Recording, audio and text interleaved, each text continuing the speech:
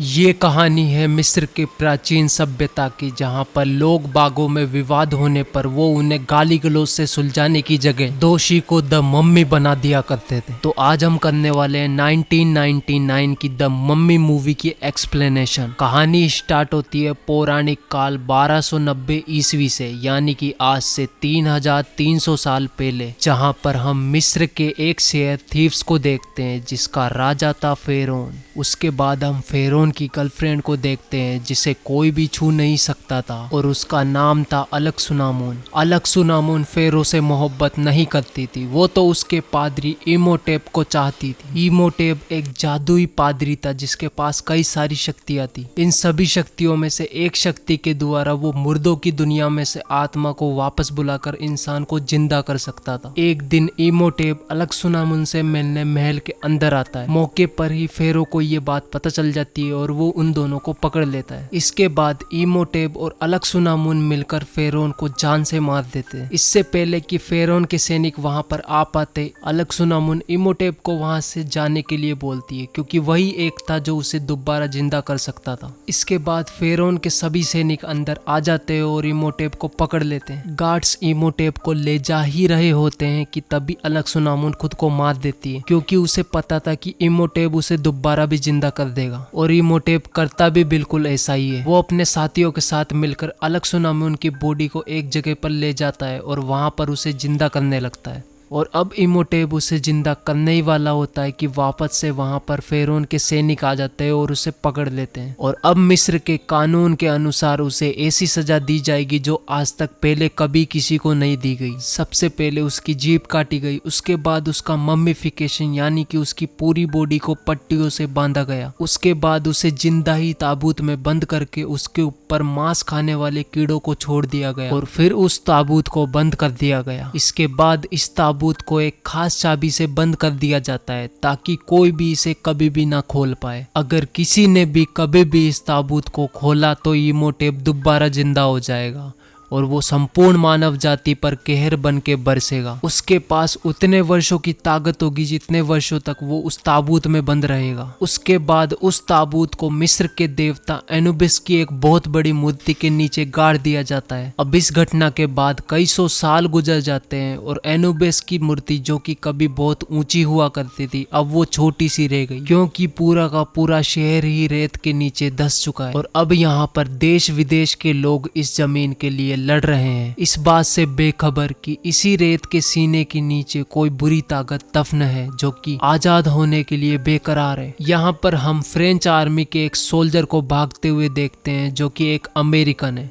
कुछ लोग उसका पीछा करते हुए अंततः उसे पकड़ लेते हैं और अचानक सभी वहां से भाग भी जाते हैं क्योंकि वहां पर मिस्र के देवता एनुबिस की मूर्ति थी जिसके नीचे सदियों पहले इमोटेप की कब्र को दफनाया गया था। इसके बाद उस सोल्जर रिक के पैरों के नीचे रेत भी उड़ने लगती है जिससे उस रेत पर एक डरावना चेहरा उभर आता है। रिक यहाँ से अपनी जान बचाकर निकल जाता है। ये शहर था हमनात्र। इसके 3 साल बाद हम मिस्र की एक लाइब्रेरी में इवलिन नाम की लड़की को देखते हैं जो कि एक इजिप्टोलॉजिस्ट थी, यानी कि इजिप्ट की सारी भाषाओं को वो जानती और समझती थी। उसका एक बड़ा भाई भी होता है जिसका नाम था जोनाथन। जोनाथन उसके पास एक अजीब सी चीज लेकर आता है जो उसे खुदाई के दौरान मिली थी। एवलिन उसे देख ही रही होती है कि वो अचानक खुल जाती है और अब हमें पता चलता है कि ये चाबी उसी ताबूत की है जिसमें इमोटेप को सदियों पहले दफन किया गया था। इस चाबी के अंदर उनको हमनात्र का एक नक्शा भी मिलता है जिसे एवलिन अपने पिता के दोस्त, जो कि लाइब्रेरी का मालिक भी था, को दिखाने जाती है। वो एवलिन को बताता है कि ये सब दरअसल एक मनगढ़ंत कहानी है क्योंकि वो नहीं चाहता था कि एवलिन वहां पर जाए क्योंकि आज तक जो भी वहां पर गया है वो वापस लौट कर नहीं आया। लेकिन एवलिन ने अब मन बना लिया था कि वो इस जगह जाके ही रहेगी। वो जोनाथन से इस चाबी की लोकेशन के बारे में पूछने लगती है और अब जोनाथन उसे सच बता देता है कि वो उसे एक एक अमेरिकी आदमी से चुरा कर लाया था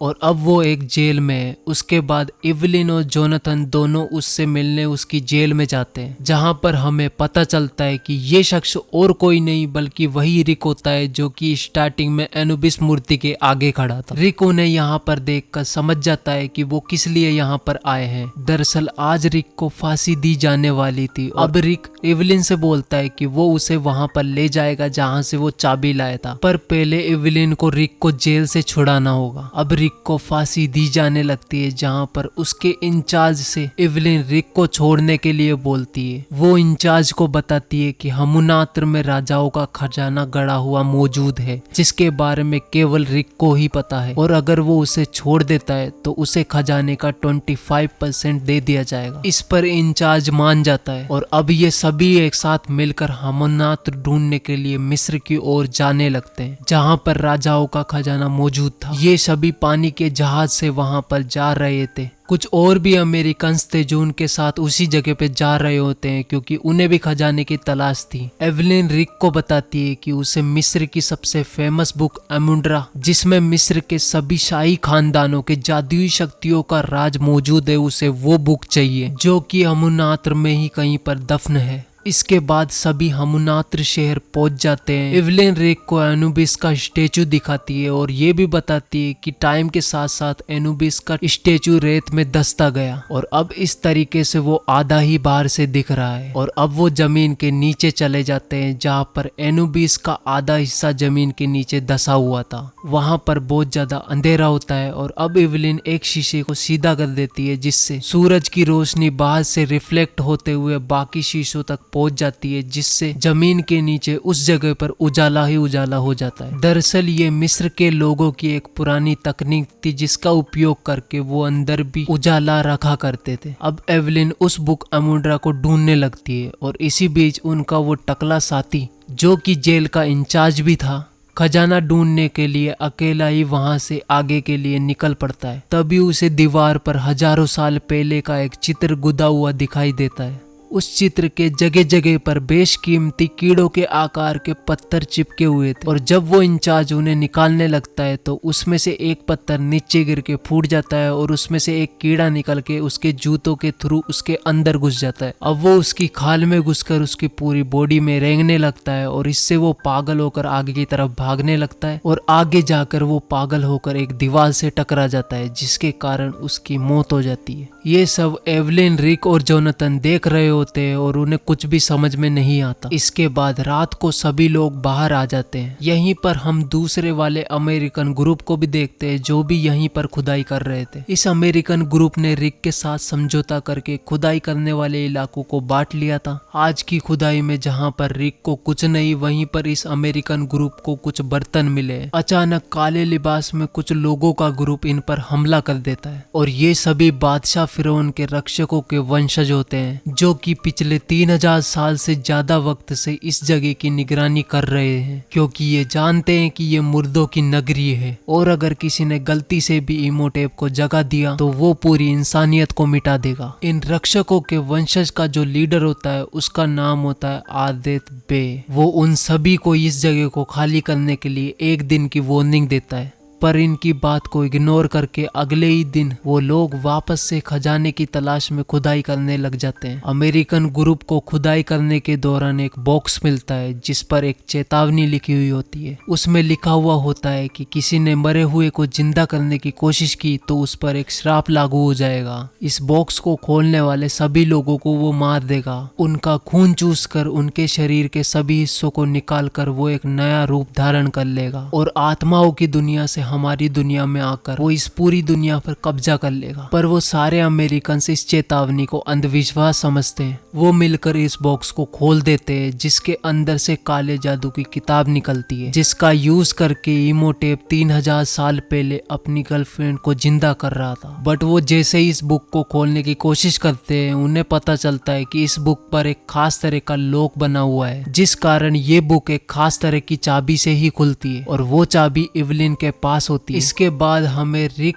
एवलिन और उसके भाई जोनाथन को दिखाया जाता है। वो लोग वहाँ पर बैठे ही थे कि तभी ऊपर से एक ताबूत वहाँ पर आकर गिरता है और ये वही ताबूत होता है जिसमें 3000 साल पहले इमोटेप को जिंदा मम्मी बनाकर उसमें दफनाया गया था। क्योंकि इवलिन के पास इस ताबूत की चाबी होती है, वो उस ताबूत में लगाकर उस ताबूत को खोल देते हैं और अगले ही पल उस ताबूत में से इमोटेप की सड़ी हुई लाश बाहर निकलती है। इवलिन बोलती है कि उसने ऐसी मम्मी कभी भी नहीं देखी, क्योंकि उस लाश की कंडीशन ऐसी थी मानो वो अभी भी गल रही हो। और इवलिन ने पहला केस ऐसा देखा था जहाँ पर जिंदा इंसान को मम्मी बनाया गया। रात होते ही सभी लोग वापस से बाहर आ जाते हैं और अब किसी तरीके से इवलिन उन अमेरिकन लोगों के हाथों से वो काले जादू की बुक को किसी तरीके से छुप के ले आती है। रिक के पूछने पर इवलिन उसे बताती है कि ये वो बुक नहीं है जो उसे चाहिए, क्योंकि वो किताब पूरे सोने की बनी हुई है और शायद ये वाली बुक काले जादू की किताब है। वो उस बुक को उस चाबी से खोल देती है जो उसके पास पड़ी हुई होती है और अब वो उसमें लिखी हुई शुरुआती पंक्तियों को पढ़ने लगती है, जिसमें लिखा हुआ था, सदियों से सोया है जो जाग जाए वो, या तू है या तू है या तू है। जैसे ही एवलिन इस लाइन को पढ़ती है, सदियों से सोया हुआ इमोटेप जाग जाता है, यानी कि अब वो जिंदा हो चुका था। और साथ ही साथ यहाँ पर बहुत सारे टिड्डे और कीड़े मकोड़े उन पर अटैक कर देते हैं। खुद को कीड़ों से बचाने के लिए वो सभी लोग वहाँ से भागने लगते हैं। इसी दौरान इवलिन रिक और अपने भाई जोनाथन से बिछड़कर एक खुफिया दरवाजे से होती हुई पिरामिड के अंदर चली जाती है। अंदर पहले से ही इमोटेप की मम्मी होती है जो कि अब दोबारा जिंदा हो चुका। साथ ही उस अमेरिकन ग्रुप्स में से एक व्यक्ति भी, जिसे देखकर इवलिन की सांस में सांस आती है और जैसे ही इवलिन उसे अपनी तरफ पलटती है तो वो देखती है कि उसकी आंखों में आंखें ही नहीं थी, क्योंकि बॉक्स पर लिखे हुए श्राप के अनुसार जिन लोगों ने उस बॉक्स को खोला था, इमोटेप सभी के अंगों का यूज करके अपना रूप धारण करेगा और इसलिए इमोटेप ने उसकी आंखें निकाली थी। इसके बाद रिक भी उन अमेरिकन साथियों की मदद लेकर वहां पर आ जाता है और अब वो उस मम्मी को देखकर उस पे 5-6 बुलेट फायर कर देता है। अब वो सभी लोग वहां से निकलते हैं और बाहर उन्हें फेरोन के रक्षकों के वंशज दिखाई देते हैं, जो बोलते हैं कि हमने एक दिन पहले भी तुम्हें चेतावनी दी थी कि यहाँ से चले जाओ, बट तुमने नहीं माना और अब इसका परिणाम हम सबको भुगतना होगा। अब वो किसी को भी नहीं छोड़ेगा। अब रिक और इनके जितने भी अमेरिकन साथी होते हैं वापस अपने होटल पे आ जाते हैं और अब रिक वहाँ से निकलना चाहता है, बट इवलिन उसे वहाँ से जाने नहीं देती। वो कहती है कि हमने ही उस मुर्दा को जिंदा किया है और हमें ही अब उसे खत्म भी करना होगा। अब मिस्र के हालात बिगड़ने लगते हैं। ऊपर आसमान से आग के गोले बरसने लगते हैं और जिस आदमी की इमोटेप ने पहले आंखें नोची थी वो उसके पूरे शरीर में से खून को सोख लेता है, जिससे उस मम्मी का शरीर रीजनरेट होने लगता है। कुछ ही देर में रिक भी वहां पर अपने साथियों के साथ आ जाता है और वो मम्मी को देखकर दोबारा उस पर शूट करने लग जाता है, बट इन सब चीजों का मम्मी पर कोई भी असर नहीं हो रहा था। अचानक वहां पर एक बिल्ली आती है जिससे डरकर वो मम्मी वहां से भाग जाती है। रिक, एवलिन और उसके साथियों को कुछ समझ में नहीं आ रहा था कि आखिर वो मम्मी डर के भागी क्यों। अब रिक इन सब चीजों के पीछे का कारण पता करने के लिए फेरो के राजाओं के वंशजों के पास जाता है, जो इस जगह की हजारों सालों से रखवाली कर रहे हैं और उन्होंने ही रिक और उसके साथियों को एक दिन पहले वहां से चले जाने को बोला था। वो लोग इन्हें बताते हैं कि बिल्लियां अंधेरी दुनिया की रखवाली करती है, इसलिए इमोटेप का शरीर जब तक पूरा नहीं बनता वो इससे डरेगा, पर एक बार जब इमोटेप अपने इंसानी रूप में आ जाएगा तो वो बिल्ली से भी नहीं डरेगा। साथ ही ये भी बताते हैं कि इमोटेप अपना पूरा शरीर उन लोगों को मार के बनाएगा जिन्होंने उस बॉक्स को खोला था। हालांकि इमोटेप ने अभी तक एक को मार दिया है और 3 अभी भी बच रहे हैं। एवलिन बोलती है कि जब इमोटेप ने उसे पहली बार देखा था तो उसने उसे अलग सुनामुन कह के पुकारा था। एवलिन उनसे पूछती है कि ऐसा उसने क्यों कहा था। जवाब में वो लोग बताते हैं कि अलग सुनामुन फेरो की माशूका थी, जिसका उसके पादरी इमोटेप के साथ अफेयर था और इसलिए इमोटेप और अलग सुनामुन ने मिलकर फेरो को मार डाला था, जिस कारण इमोटेप को जिंदा मम्मी बनाया गया। और क्योंकि अब वो दोबारा आजाद हो चुका है तो वो अपनी प्रेमिका अलग सुनामुन को भी दोबारा जिंदा करने की कोशिश करेगा, जिसके लिए वो एवलिन की बलि देगा। लेकिन उससे पहले उसको अपना शरीर पूरा करने के लिए उन तीनों लोगों को भी मारना होगा। अब उन 3 अमेरिकन लोगों में से 2 लोग तो यहीं पर होते हैं, बट एक व्यक्ति जो कि इतिहासकार भी था वो वहां पर नहीं होता और उसी के जिसके पास वो काले जादू की किताब होती है। रिक अपने साथियों के साथ उस इतिहासकार तक पहुंच जाता है, लेकिन तब तक इमोटेप ने उसे मार दिया था और वो काली जादू की किताब भी हासिल कर चुका था। साथ ही वो उस इतिहासकार से एक बोतल भी ले लेता है जिसके अंदर अनक्सुनामुन का एक अंग था और ऐसी ही कुछ और भी बोटल्स इमोटेप को चाहिए थी।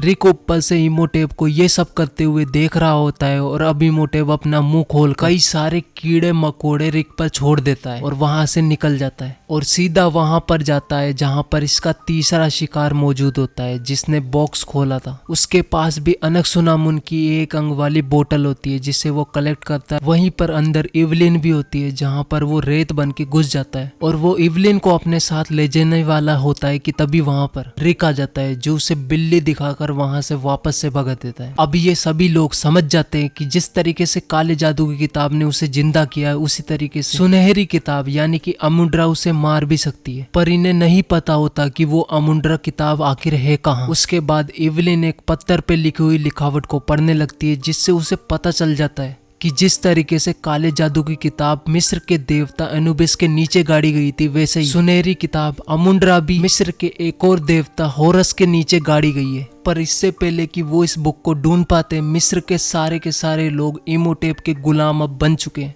इमोटेप और उसकी सेना के सारे लोग रिक और उसके साथियों को घेर लेते हैं और अब इमोटेप इवलिन को बोलता है कि अगर वो उसके साथ चलेगी तो वो उसके साथियों को छोड़ देगा, बट इमोटेप उसे झूठ बोलता है और अपने साथियों को रिक के साथियों को खत्म करने के लिए बोल के वहां से चला जाता है। बट यहाँ पर रिक के साथी किसी तरीके से गटर के सहारे होते हुए वहां से बच निकल के भाग जाते हैं। अब वो एक बार फिर से हमनात्र जाते हैं ताकि वो उस सुनहरी किताब अमुंड्रा को ढूंढ सके। वो वहां पर जाके होरस की मूर्ति को ढूंढने लगते हैं और ढूंढते ढूंढते उन्हें मिलता है हमनात्र का वो खजाना जिसे इंसान पिछले 3000 साल से ढूंढ रहा था। और दूसरी तरफ हम इमोटेप को देखते हैं जो कि अपनी प्रेमिका अनक्सुनामुन को जिंदा करने की तैयारियां कर रहा है। उसे पता चल जाता है कि रिक यहाँ पर आ चुका है और इसलिए वो दीवार पर लगी हुई मम्मियों को दोबारा जिंदा कर देता और रिक और उनके साथियों के पीछे भेज देता है। ये मम्मीज रिक और उनके साथियों पर जाकर अटैक करने लग जाती है, पर किसी तरीके से इनको वो होरस की मूर्ति मिल जाती है और उसके नीचे जो सुनहरी किताब होती है अमुंड्रा वो भी उन्हें मिल जाती है। दूसरी ओर इमोटेप ने अनक्सुनामुन को जिंदा कर दिया है, बट उसका शरीर उसे वापस देने के लिए उसे इवलिन की बलि देनी होगी। और इससे पहले कि इमोटेप इवलिन को मारता वहां पर उसका भाई जोनाथन आ जाता है जिसके हाथ में वो सुनहरी किताब अमुंड्रा होती है, बट वो खुलेगी उसी चाबी से जो कि फिलहाल के लिए इमोटेप के पास ही है। इसके बाद जोनाथन बुक के ऊपर लिखी हुई पंक्तियों को पढ़ने लगता है जिससे फेरो के सैनिकों की मम्मीज भी जाग जाती है। दूसरी तरफ रिक इवलिन के पास आकर उसे वहां से छुड़ा देता है और अब अनक्सुनामुन इवलिन पर अटैक करने लग जाती है ताकि वो उसे मार सके और उसे उसका पुराना रूप मिल सके।